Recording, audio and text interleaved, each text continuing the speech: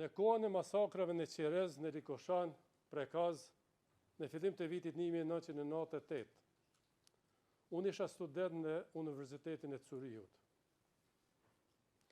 Unë nuk po bëja plane si ta merja kontrollin e Kosovë. Po bëja plane si të përgatitja provimet në universitet. I vetmi njeri që po bënte plane morbide, ishte Slobodan Miloševići. Plane për një gjenocid tjetër, për një gjenocid të ri në Kosovë.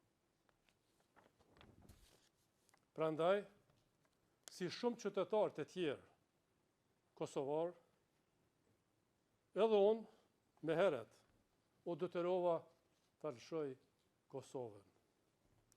Sepse regjimi Miloševićit me kishte ndjekur. Ai me kishte dënuar në mungesë, me akuzën se kisha shkelur ligjet e tij diskriminuese.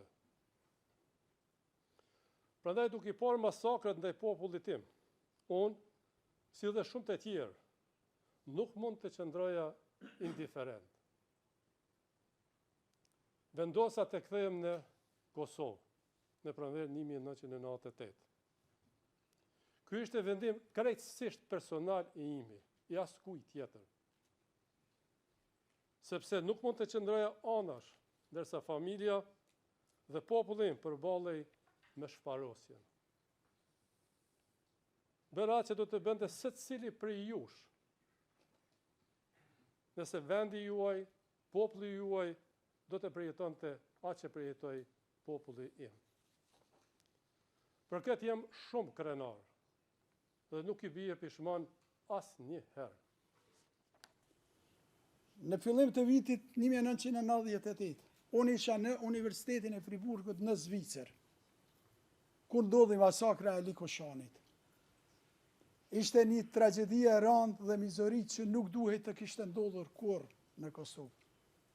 Tragedia në Prekaz, me 5, 6, 7 mars 1998, nuk ka qenë një akt i izoluar, por vazhdim i masakrave të kryera prej forcave serbe. Aktet të tilla terrori, të i kaluan frikën normale të popullit thjesht dhe drojën e intelektualëve dhe politikanëve në Kosovë.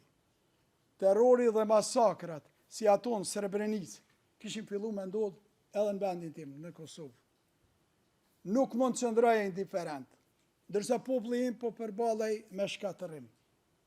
Për mua jeta kishte kuptim vetëm nëse populli im mund të jetonte në liri. Prandaj jam këtu në Kosovë. Jo si ushtar i trajnuar, por si një individ ende në studime.